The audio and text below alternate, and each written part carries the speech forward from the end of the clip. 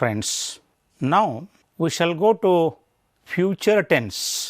In Kannada we call it as Bhavishyat Kala, and in future tense also there are 4 aspects like simple future, future continuous, future perfect and future perfect continuous. So let us start our study of future tense with the simple future tense. In Kannada we call it as Sarala Bhavishyat Kala, Sada Bhavishyat Kala.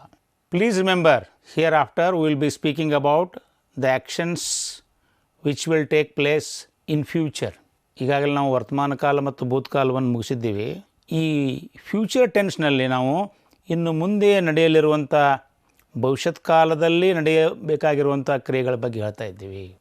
So there we have simple future tense. So what kind of action should be shown there, ಅಲ್ಲಿ ಯಾವ ರೀತಿಯ ಕ್ರಿಯೆಯನ್ನು ತೋರಿಸ್ಬೇಕು ನೋಡಿಕೊಡ್ರಿ. We can see the definition. It says the simple future tense shows an action which is yet to take place or which is still to take place.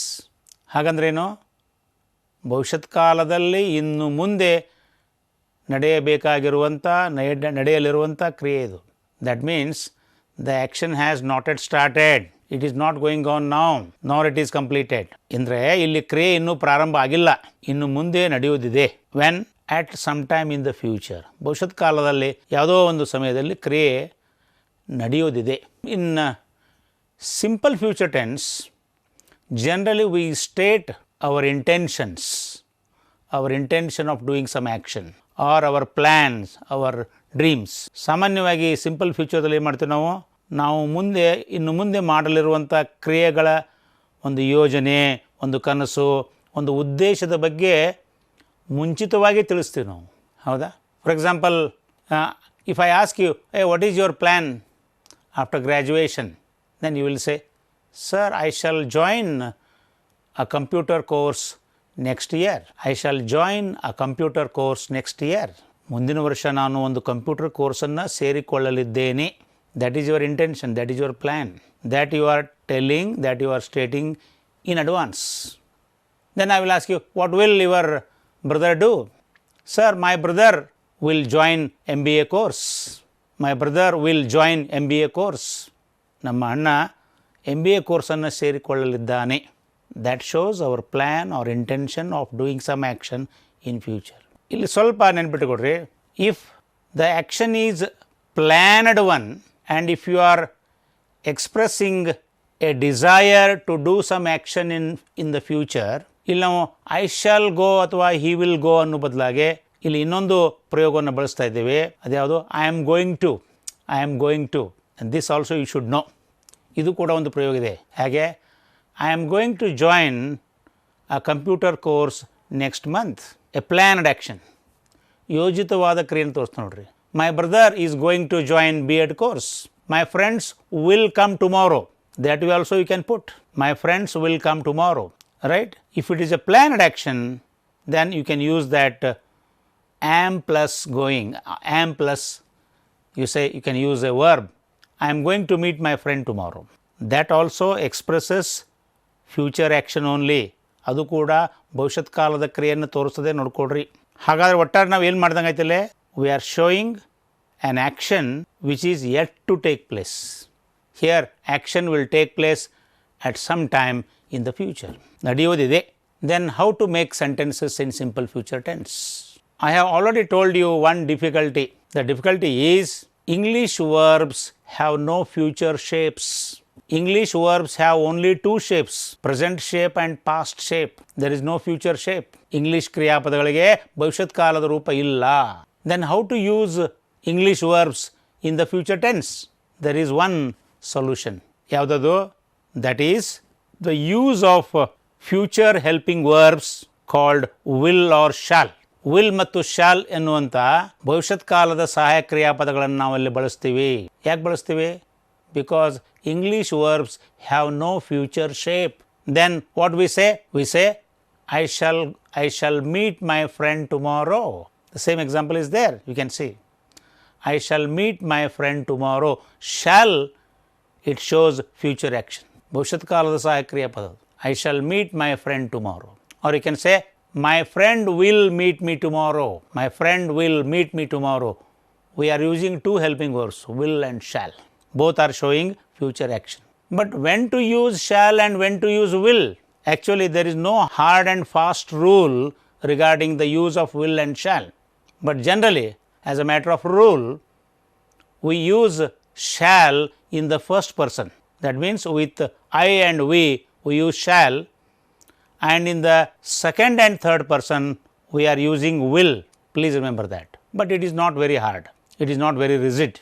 So, I shall go, I will go, there is no much difference. Then how to make sentences? Here, see the formula I have shown there. Formula is subject plus will or shall plus main verb, the first shape of the main verb. Here also we are using the present shape of the main verb. ಇಲ್ಲಿ ಕೂಡ ನಾವು ಕ್ರಿಯಾಪದದ ವರ್ತಮಾನ ಕಾಲ ರೂಪವನ್ನು ಬಳಸ್ತಾ ಇದ್ದೀವಿ. ಯಾಕಂದ್ರೆ ಭವಿಷ್ಯತ್ ಕಾಲದ ರೂಪ ನಮ್ಮಲ್ಲಿ ಇಲ್ಲ. Then how it becomes ultimately? We say I shall go. ನಾನು ಹೋಗಲಿದ್ದೇನೆ. We shall go. ಹೋಗುವರಿದ್ದೇವೆ. You will go. ಇಲ್ಲಿ will ಬಳಸ್ತಾ ಇದ್ದೀವಿ ನೋಡ್ರಿ. You will go. He will go. She will go. It will go. ಅದು ಹೋಗೋದಿದೆ. They will go. Like this we make sentences in simple future tense. Similarly, I shall meet. ಭೇಟಿಯಾಗೋನಿದ್ದೇನೆ. We shall meet. You will meet. He will meet. She will meet. It will meet. They will meet. This is how we use verbs in the simple future tense. So, finally, what we should know about this tense? If you have to state your intention or plan of doing some action in the future time, you have to use simple future tense. Please remember, you have to use two helping verbs, future helping verbs, will and shall, right. This is called simple future tense. Now, I go to future continuous tense. ನಾವೀಗ ತಾತ್ಕಾಲಿಕ ಭವಿಷ್ಯತ್ ಕಾಲಕ್ಕೆ ಹೋಗ್ತಾ ಇದ್ದೀವಿ. Future continuous tense. We have already completed two continuous tenses, please remember.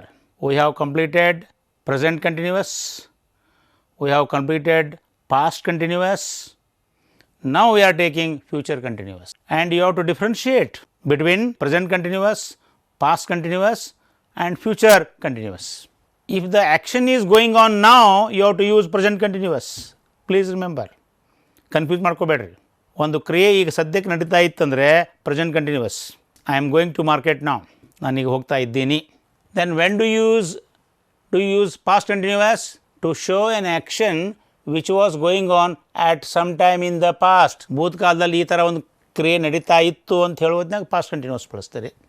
I ask you, where where you going yesterday evening? Then, sir, I was going to library. I was going to library. ನಾನು ಲೈಬ್ರರಿಗೆ ಹೋಗ್ತಾ ಇದ್ದೆ. Now we come to future continuous. This I am emphasizing because you should not lose this correlation. Present continuous, past continuous and future continuous. Now, we shall see the definition of future continuous tense. It shows an action as going on at a particular time in the future. It shows an action as going on at a particular time in the future. You can say as if going on at some time in the future. ಭವಿಷ್ಯತ್ ಕಾಲದ ಒಂದು ನಿರ್ದಿಷ್ಟವಾದ ಸಮಯದಲ್ಲಿ ಒಂದು ಕ್ರಿಯೆ ನಡೀತಾ ಇದೆಯೋ ಎನ್ನುವಂತೆ.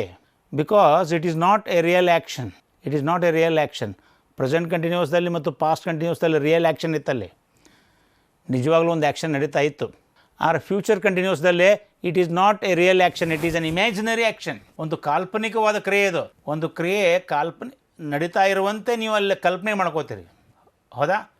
If supposing you are going to college and your father or mother will ask you, when will you come back? Then you will say, I shall come back in the evening. This is simple future, please remember. What you said? I shall come back in the evening. ಸಾಯಂಕಾಲ ನಾನು ಮರಳಿ ಬರಲಿದ್ದೇನೆ ಅಂತ ಹೇಳ್ತಾರೆ ನೀವು. ಆವಾಗ ನಿಮ್ಮ father mother ಏನು ಹೇಳ್ತಾರೆ ನೋಡ್ರಿ. What your father or mother will say, please come early, we shall be waiting for you. What they said? We shall be waiting for you. ಸಾಯಂಕಾಲ ನಿನ್ನ ಸಲುವಾಗಿ ನಾವು ದಾರಿ ಕಾಯ್ತಾ ಇರ್ತೀವ, ಬೇಗ ಬಾ. ಆರ್ ದೇ ವೇಟಿಂಗ್ ನಾವು? No, That action is not going on now. It will be going on at a particular time in the future. ಭವಿಷ್ಯತ್ ಕಾಲದ ಒಂದು ನಿರ್ದಿಷ್ಟವಾದ ಸಮಯದಲ್ಲಿ ಆ ಥರ ಕ್ರಿಯೆ ನಡೆಯುತ್ತಾ ಇದೆಯೋ ಎನ್ನುವಂತೆ ನಾವು ಕಲ್ಪನೆ ಮಾಡ್ಕೋತೀವಿ. We imagine. Supposing I ask, you can ask your friend, what will you be doing next year by this time? He says, I shall be doing my MA next year. I shall be doing ಅಂದರೆ ಏನದು? ಮುಂದಿನ ವರ್ಷ ನಾನು ಈ ಸಮಯದಲ್ಲಿ MA ಮಾಡ್ತಾ ಇರ್ತೀನಿ. Is it going on now? No. That will be going on at a particular time in the future. Is it a real action? No. It is an imaginary action. So this I will continue in the next session.